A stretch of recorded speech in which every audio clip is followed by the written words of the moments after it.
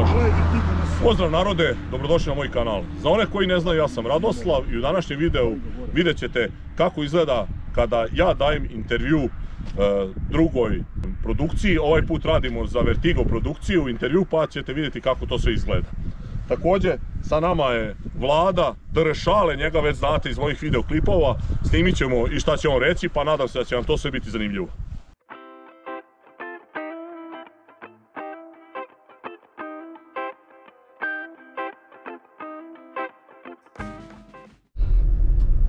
Poenta ovog videa je da vam prikažem kako izgleda nemontirani materijal, kako izgledaju pripreme za snimanje kada se daje neki intervju za, evo, kao sad što sam rekao, drugu televiziju neku ili neku drugu produkcijsku kuću. Vidjet ćete kako ljudi postavljaju kameru, da li se traže neki uglovi. Neće se čuti sad tu nešto ko ova voditeljka, kako da kažem, koja mi postavlja pitanja, ali ćete čuti moje odgovore. Možete to verovatno ćete moći da uporedite sa snimkom koji je na njihovoj televiziji ili na njihovom YouTube kanalu, pa će vam onda sve to biti jasnije.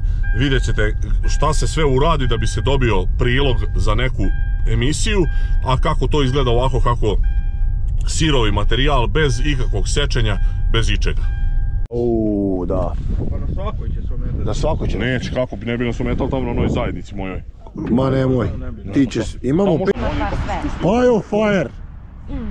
Pajo fire! Snimam s GoPro, imam da 2-3 GoPro i drone. To mi je najlakše. Znaš, ono, snimak ispade dosta kvalitetan, može 4K. Samo što, problem je ako je nešto malo slabije osvetljenost. Znači, ne možemo malo... Ima i neki noćni radio, a to ne može ništa snimiti. Jela, kako Mičko stane u ovo sedište? Prvo snimam dronovima i tako. Kako stane Mičko u ovo sedište? Pa eto, viš kako, ne znam, tako ti sedište za decu. Koji ste ga vozili u tom ovdje? Jeste, jednom se sede, jednom se vozio. Izvinite što ja nosim naočare, ne vidim ništa. Meni ne smeta. Samo kažete gdje da stanemo, ćete imati neku pokrivalicu ili nešto? Da, to ćemo posle razgovora. Ok. E sad samo mi ovako da se dogovorimo. Ajde. Vi odmah, znači... Nećete stavljati bubice pošto ja derem, jel ne treba, nema potrebe, jel? Treba, stavljati? Aha, dobro. Zvuka posle za montažu. Dobro, pitam samo, mislim. Da. Ja kad sam snimam... Koliko hektara zemlje imate, ne morate broj, možete da nešto kažete, koje sve kulture gajite i kasnije ćemo se dogovarati. Onda možemo da, ono što smo rekli u stvari, šta sad trenutno dešava na njivama, za glodare i za pripremu i poslije ćemo lagano o malo... Najbolje da vi meni postavite pitanje, jer ja ću otići preširoko, da vam kažem. Hoću. Ne, tu se ne sve vreme samo... Ok, znači najbolje da vi meni postavite pitanje, slobodno vi mene prekinite, vi ćete sve to iseći i ja ću iseći u montaži kod mene, tako da nema potrebe, jer ako ja budem sad pričao kako sam ja počeo s poljoprivredom, to može 1-3 sata traje, kao Fidel Castro kad je držao 12 sati govor. Tako da to nije pametno baš, mislim, radi vas vam kažem. Dobro, i probajte skratiti. Nažalost ne mogu, to je kakav se riđa, oždrebi takav i crkne, to je glavna istina. Ne, vi zanimljivo pričate, bit će tu. Bit će materijala. Možda vama što me ne znate, ove što me znaju, dosadio sam im skroz. Evo, pitajte Vladu. Ko plaća ovdje izjave ove, to mene interesuje. Koliki mi procenat imamo posle od tih izjava? Dobit ćeš 1%. Ja od ovog YouTube-a, koliko sam ti dao materijala, nisam dobio ni evrića. A jesam ti rekao me daj 2000 € unapred? Vodit ću te u surduk na slavu. Nemoj voditi.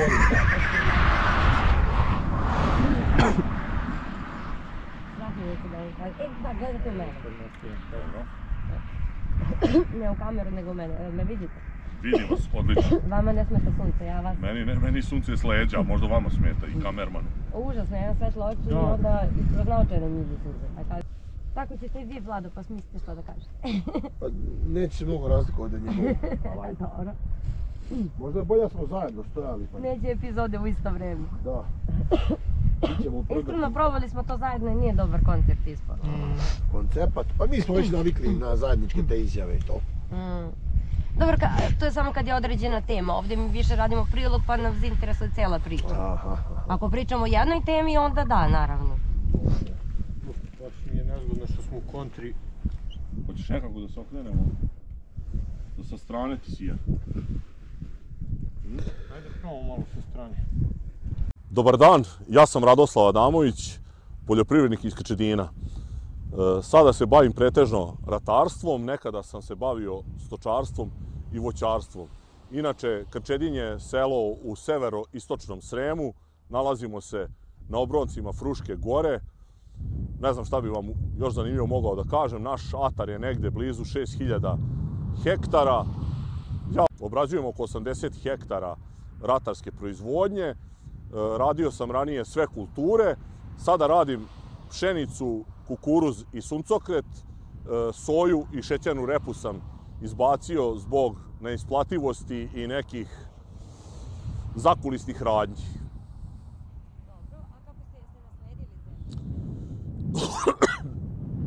zemlju? Sa poljoprivredom sam počeo slučajno, moji roditelji nisu imali zemlju, nisam iz porodice koja se direktno bavila poljoprivredom, jesu moji preci, ali moj tata i moja majka nisu imali zemlje, a ja sam nasledio zemlju od strica i od dede.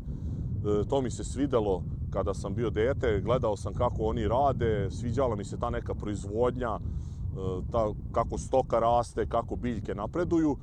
Mislio sam da je to jako lep i zanimljiv posao i, kako da kažem, i u neku ruku human. Mislim, bio sam u velikoj zabludi, tako da sam onda rešio sam da postanem poljoprivrednik.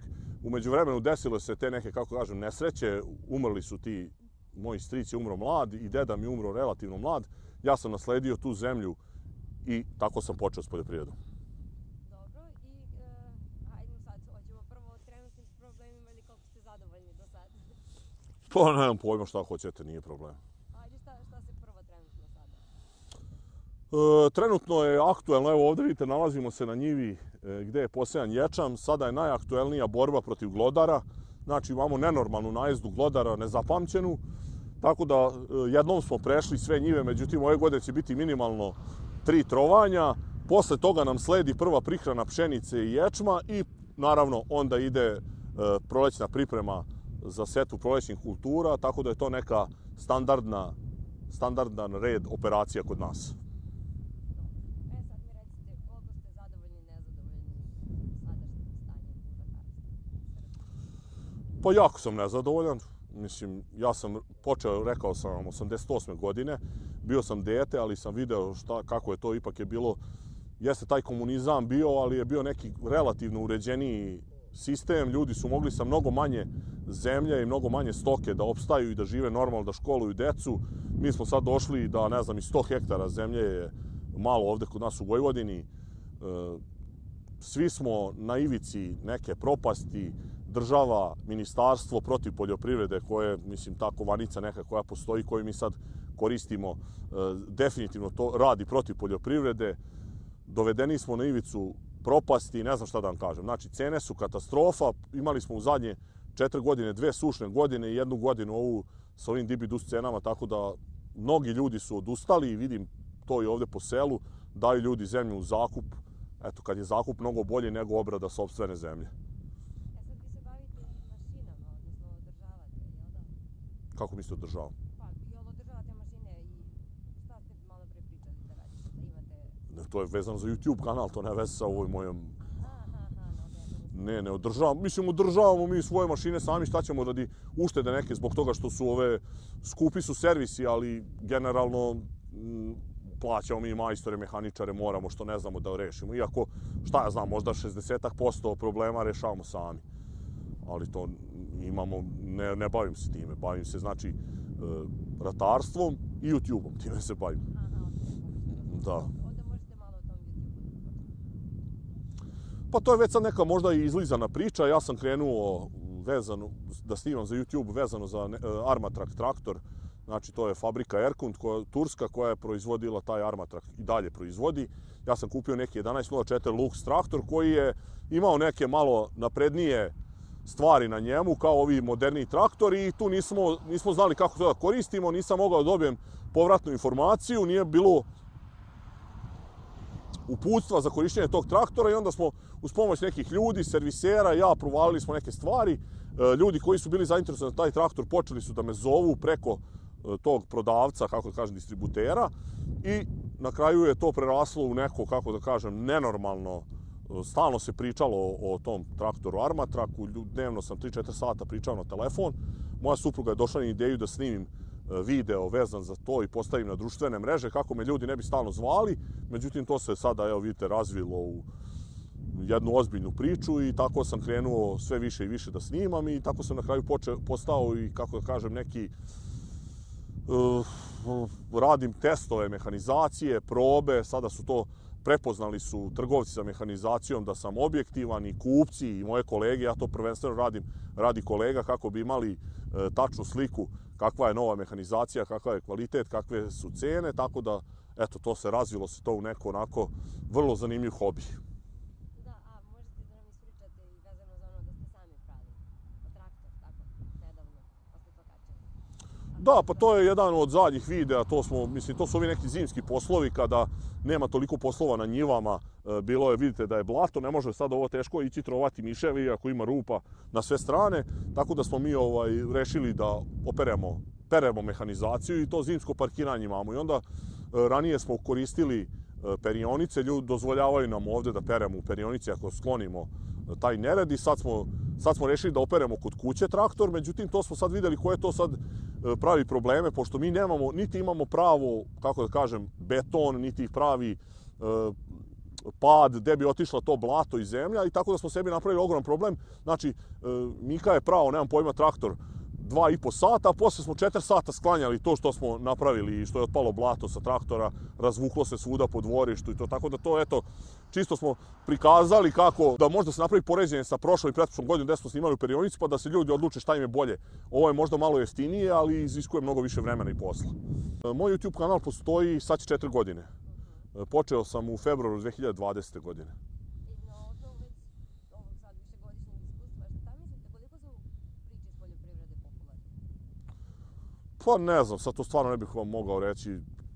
Nije to popularno. Popularno je među poljoprivrednicima i među decom poljoprivrednika i to, ali većina ljudi, ovako, kako kažem, građana koji nisu vezani za poljoprivredu, njima to nije uopšte zanimljivo. I što bi im bilo zanimljivo, čak zahvaljujući ovoj politici, ove vlasti, mi smo postali sad kao neki državni neprijatelji. Ne znam da li ste pratili, predsjednik je pre jedno, 3 mjeseca kad smo imali proteste u novembru rekao kako mi otimamo pare od ostalih građana time što smo mi kao njih prinudili da nam povećaju subvencije. Mislim, to je totalna glupost i to svako ko ima pola grama mozga, pa koliko mi učestvujemo u budžetu, mi imamo 67 dinara nam je akciza samo na gorivo. Znači, mi tražimo da nam vrate akcizu, znači to što smo mi već platili. I naravno da tražimo povećanje subvencija zato što država je zabranila rast cena poljoprivrednih proizvoda kako bi li održala socijalni mir i sad na kraju se prave ludi kao još pujdaju ostale građane na nas. Tako da ne znam šta da vam kažem, to su besmislice. Pa ne znam, ja pravo da vam kažem, nisam optimista, ne vidim poljoprivredu ovu kakvu mi sad poznajemo sa ovim malim i srednjim gazdinstvima. Mislim da će to nestati, da će ostati samo te neke velike korporacije. Ja imam tamo neke ljude iz Amerike koji su također bave se ovim poslovom ratarstvom i također su youtuberi, pa se s njima dopisujem. Vidim, mi smo otprilike 20 godina kasnimo za njima i to što se kod njih dešava, to kod nas se preslikava, tako da kod njih su nestala ta mala gazdinstva, to će se i kod nas desiti i to je neminovno. Evropska unija će pokušati to da održi na tom nekom, kako da kažem, mi smo više na aparatima. Znači, mi smo kao pacijent na aparatima, realno ovo više nije normalna proizvodnja, mi nismo tržišno konkurentni, čim smo mi došli do tih subvencija, mi ne možemo da opstanemo sa normalnom proizvodnjom, tako da tu budućnosti po meni nema. Evo narode, kao što vidite, smrzao sam se prilično. Vladimir i ja završili smo ovo, dali smo ove izjave što se tiče ovog snimanja. Nadam se da vam je bilo zanimljivo, iako ako pratite moj kanal, verovatno ste ovo sve čuli. Mi smo već ovo pričali, ali bit će zanimljivo da čujete ponovo. Posebno onim, naravno, koji nisu gledali, koji nisu pratili, za njih će ovo biti sve novo. Ako do sada niste zapratili moj kanal, zapratite, ostavljajte lajkove, komentare, delite moje video snimke, vidimo u sljedećem klipu. Pozdrav!